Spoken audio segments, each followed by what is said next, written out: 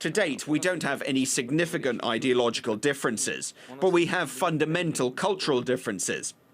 Individualism lies at the core of the American identity, while Russia has been a country of collectivism. One student of Pushkin's legacy has formulated this difference very aptly. Take Scarlett O'Hara from Gone with the Wind, for instance. She says, "I'll never be hungry again."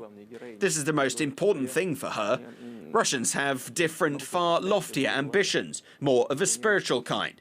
It's more about your relationship with God.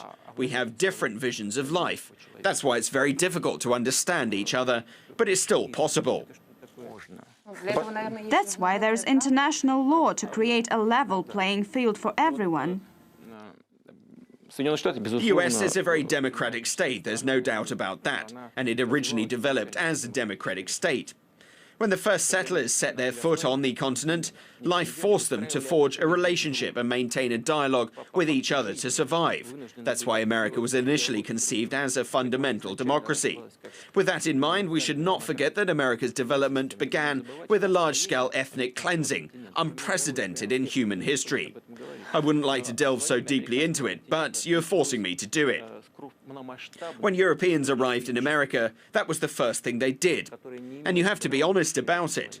There are not so many stories like that in human history.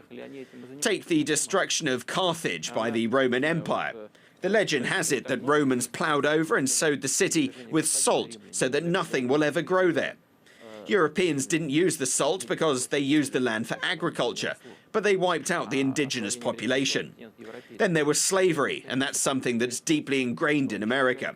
In his memoirs, US Secretary of State Colin Powell revealed how hard it was for him as a black man, how hard it was for him to live with other people staring at you.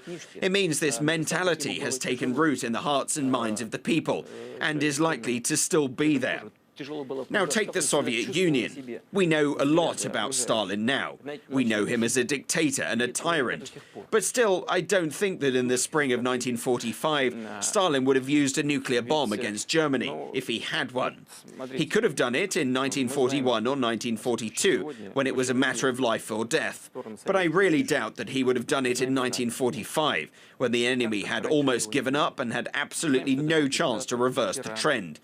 I don't think he would. Now look at the US. They dropped the bomb on Japan, a country that was a non-nuclear state and was very close to defeat.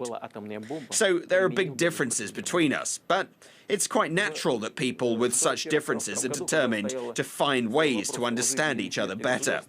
I don't think there is an alternative. Moreover, it's not by chance that Russia and the US forged an alliance in the most critical moments of modern history. That was the case in World War I and World War II. Even if there was fierce confrontation, our countries united in the face of a common threat, which means there's something that unites us. There must be some fundamental interests that bring us together. That's something we need to focus on first. We need to be aware of our differences, but focus on a positive agenda that can improve our cooperation.